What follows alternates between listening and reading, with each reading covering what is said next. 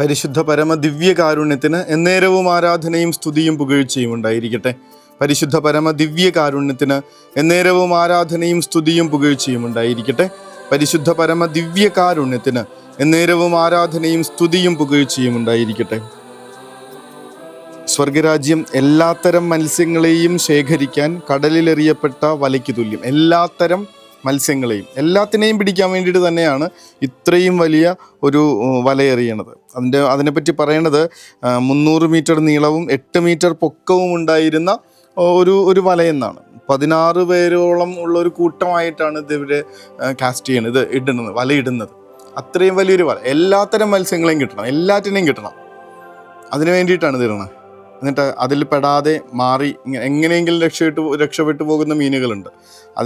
അകത്തായിട്ടും ഇങ്ങനെ തിരഞ്ഞെടുക്കുന്നുണ്ടേ, കൃത്യമായിട്ട് നല്ലതാണോ ചീത്തയാണോ എന്ന് നോക്കിയിട്ട് ചീത്ത മത്സ്യങ്ങൾ വലിച്ചെറിഞ്ഞ് കളയുന്നുണ്ട്. പ്രാർത്ഥന ഇതാണ്: കർത്താവെ, എന്നെ അങ്ങയുടെ ആ ഒരു വലയിൽ അകപ്പെടാൻ അനുവദിക്കണമേ. നിസ്സാര പ്രാർത്ഥനയല്ല. എന്നെ കർത്താവെ, അങ്ങയുടെ ആ മത്സ്യങ്ങളിൽ, നല്ല മത്സ്യങ്ങളിൽ ഒന്നാക്കി എന്നെ മാറ്റണമേ. അതിനു വേണ്ടിയിട്ടുള്ള പരിശ്രമം നടത്തുന്ന കർത്താവിനെ ഒരു കുശവനെ എന്ന കണക്ക് 1-ാം വായന അവതരിപ്പിക്കുന്നത് കാണാൻ പറ്റും. കർത്താവ് അരുൾ ചെയ്യുന്നുണ്ട്: ഇസ്രായേൽ ഭവനമേ, കുശവൻ്റെ കയ്യിലെ കളിമണ്ണ് പോലെയാണ് എൻ്റെ കയ്യിൽ നിങ്ങൾ.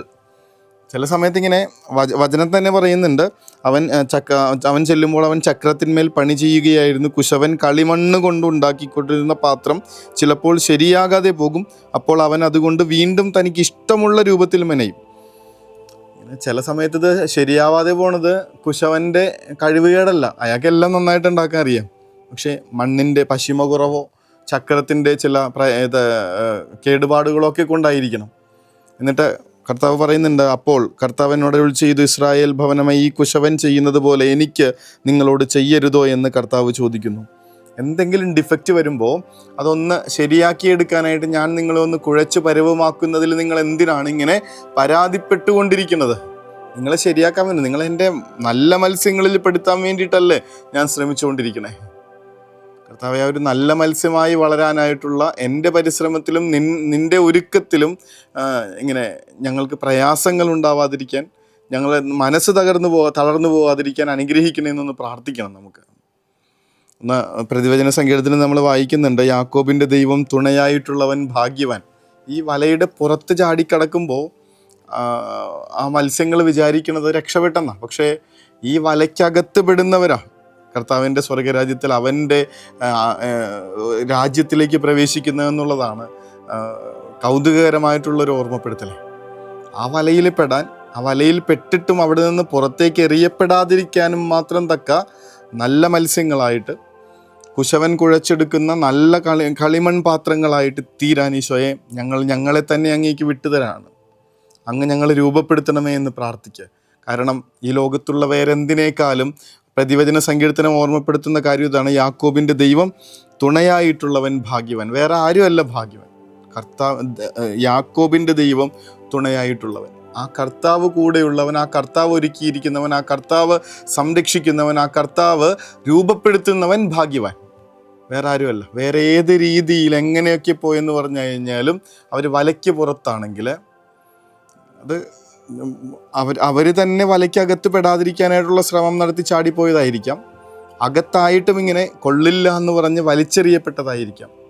ആ വലയ്ക്ക് പുറത്താണെങ്കിൽ അവർ ഭാഗ്യവാന്മാരെ അല്ല എന്നാണ് പറയണേ. കർത്താവിൻ്റെ വലയിൽ പെടാതെ എത്ര കാലം നമ്മളിങ്ങനെ ഒളിച്ചു നടക്കാമെന്ന് ഉദ്ദേശിച്ചേക്കണേ?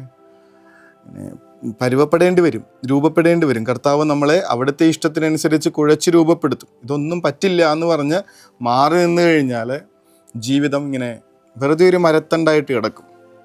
സാധാരണ ഒക്കെ പറയാറുണ്ടല്ലോ ആ ഇംഗ്ലീഷ് കവിതയിൽ, ഒരു പുല്ലാങ്കുഴൽ അത് രൂപപ്പെടണമെങ്കിൽ ഒരു മുളന്തൻ്റെ അടുത്ത് അതിനകത്ത് രൂപപ്പെടുത്തണം. അതിനകത്ത് ഇങ്ങനെ ചെറിയ ചെറിയ ദ്വാരങ്ങൾ ഉണ്ടാക്കണം, വേദനയുള്ളതാണ്, വെട്ടിയൊരുക്കണം, അതൊക്കെ ആവശ്യമുള്ളതാണ്. എങ്കിലേ മനോഹരമായിട്ടുള്ള സംഗീതം പുറപ്പെടുവിക്കുന്ന മുളന്തണ്ടായി ഒരു ഓടക്കുഴലായിട്ടൊക്കെ അത് മാറുന്നുള്ളൂ.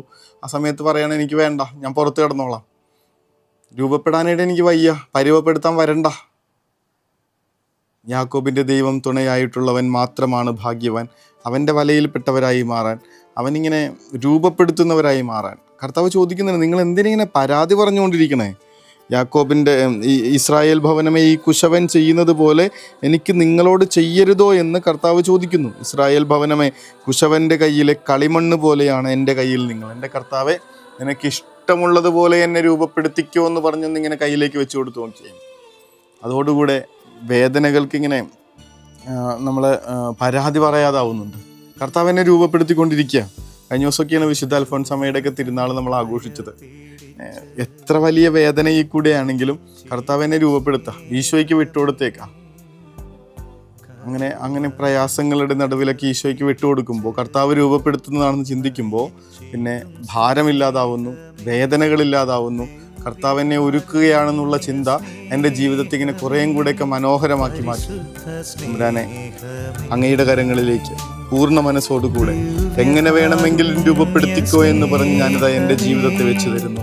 അങ്ങ് ആശീർവദിച്ച് എന്നെ രൂപപ്പെടുത്തണമേ എന്ന പ്രാർത്ഥനയോടുകൂടെ മുട്ടിന്മേലായി. പരിശുദ്ധ പരമദിവ്യകാരുണ്യമേ, അനന്ത സ്നേഹമേ,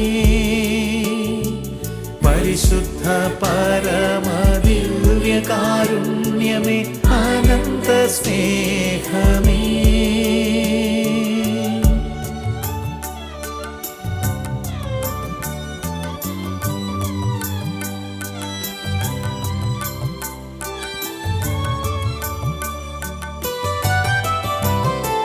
പരിശുദ്ധ പരമദിവ്യകാരുണ്യത്തിന് എന്നേരവും ആരാധനയും സ്തുതിയും പുകഴ്ചയും ഉണ്ടായിരിക്കട്ടെ.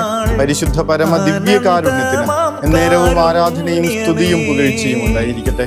പരിശുദ്ധ പരമദിവ്യകാരുണ്യത്തിന് എന്നേരവും ആരാധനയും സ്തുതിയും പുകഴ്ചയും ഉണ്ടായിരിക്കട്ടെ. യാക്കോബിന്റെ ദൈവം എനിക്ക് തുണയായിട്ടുണ്ടെന്നൊന്ന് വിശ്വസിക്കുക. ആ വിശ്വാസത്തിൽ ഈ രാത്രി സ്വസ്ഥമായി ഉറങ്ങാൻ പറ്റും. അടുത്ത പ്രഭാതത്തിൽ ധൈര്യപൂർവ്വം ഇങ്ങനെ മുന്നിട്ടിറങ്ങാൻ പറ്റും. ജീവിതത്തിൻ്റെ ഓരോ നിമിഷങ്ങളിലും പ്രത്യാശയോടുകൂടെ നടക്കാൻ പറ്റും. കാരണം യാക്കോബിൻ്റെ ദൈവം തുണയായിട്ടുള്ളവൻ ഭാഗ്യവാൻ. ഞാനും ഭാഗ്യവാനാണ്, ഭാഗ്യവതിയാണ് എന്ന പ്രത്യാശയുടെ ചിന്തയോടെ ഉറക്കത്തിലേക്ക് പോകാം. ഈശോ അനുഗ്രഹിക്കട്ടെ. കരുണതൻ കയർ പിടിച്ച് നയിച്ചിടും സ്നേഹമേ, ദിവ്യകാരുണ്യ സ്നേഹമേ, പരിശുദ്ധ സ്നേഹമേ, പരിശുദ്ധ പരമദിവ്യകാരുണ്യമേ, അനന്ത സ്നേഹമേ, പരിശുദ്ധ പരമദിവ്യകാരുണ്യമേ, അനന്ത സ്നേഹമേ.